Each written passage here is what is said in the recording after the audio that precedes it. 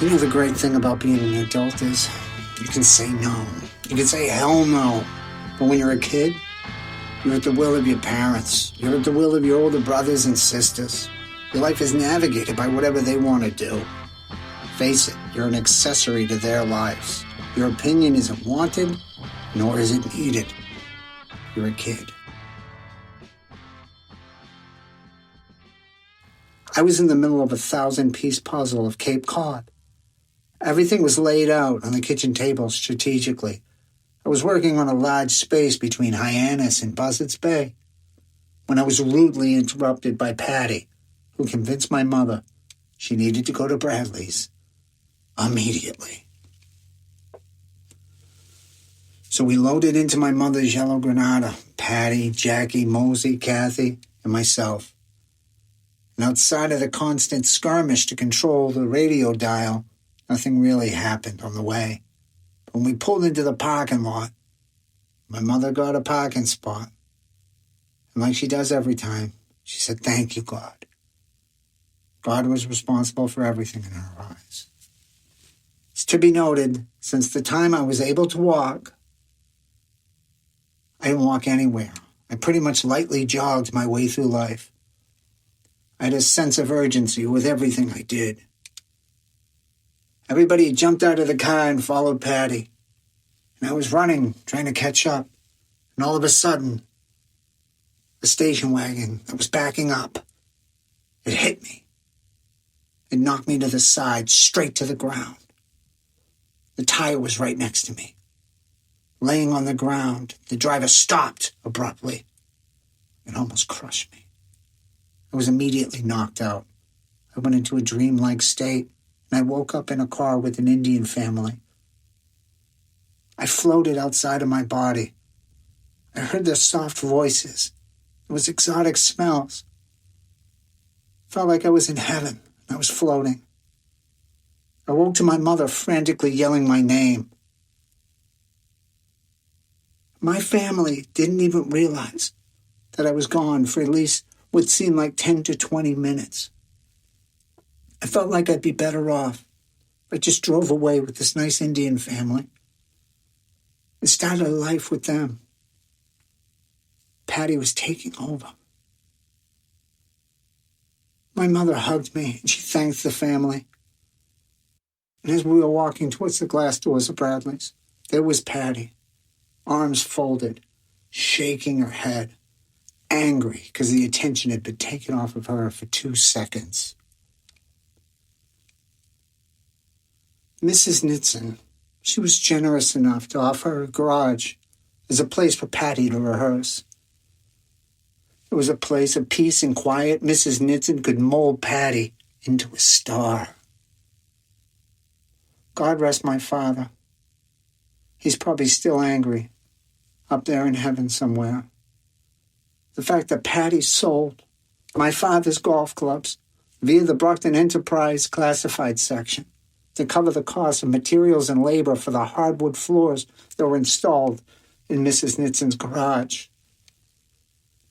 I watched from the steps over at my house from across the street as Patty's big mirrors were being placed. They almost didn't fit in the door.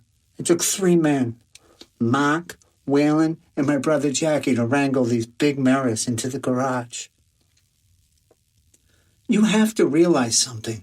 This is all being orchestrated by an 11-year-old girl. The pecking order in our family was a lot different now. Nobody was scared of Jackie anymore.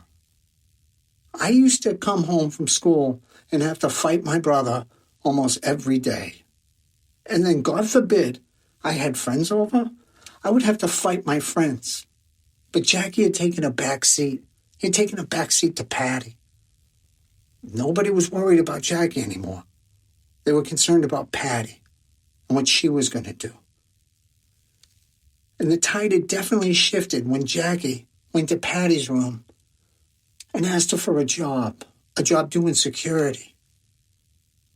Patty agreed, but soon fired Jackie after she came downstairs to find all the chocolate wagon wheels had been eaten, and he was asleep on the sofa.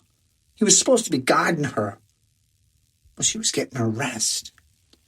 Patty would rehearse her dance routines around the clock. Mrs. Nitson's talent coaching was unique and harsh at best. There was the garbage bag exercise, where Patty would dance around a 5-gallon bucket with a garbage bag over her head. And if the garbage bag made any noise, Mrs. Nitson would bury her big ring into Patty's back. Thinking back in retrospect, somebody should have called the cops on that crazy old lady.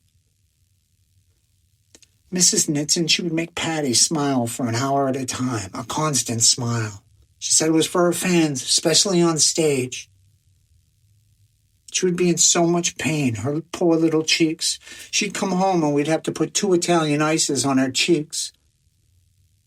And then we'd have to swap out her pillow when she was asleep because the Italian ice would drip all over her pillow. She would put Patty's hair back in a bun, so tight that Patty's eyes would pull back like she was always optimistic looking. Mr. Kerr stopped by. That was acceptable if it was a Saturday or a Sunday. I could understand. He was coming to pick up my dad to play golf. One thing you have to know is my dad hated when Mr. Kerr brought his wife Beverly along to play golf. My dad was not a great golfer. Sorry, Dad. And Mrs. Kerr would just sit there and talk the whole entire time in the golf cart. It did not help my father's performance on the golf course. But here, Mr. Kerr was coming by on a Wednesday. Mr. Kerr had taken a new light in all of our eyes. Suddenly he became an archway to Patty's success and to possible financial freedom. Mr. Kerr came in, he took his seat, and after some brief social back and forth, my father asked for Patty to be summoned downstairs. Mr. Kerr and my father had Patty circled, and they inspected her like a show horse, as if they were both seasoned judges from the Miss World beauty pageant. Both men had little business in the world of song and dance. They'd probably be better off strolling into a hospital and trying to perform open heart surgery. But everybody gathered around Mr. Kerr, sitting there on the couch, and listened intently. As Mr. Kerr informed us that a big Hollywood talent agent would be showing up on Tuesday, my mother immediately started cleaning. The gravity of this situation was starting to hit us.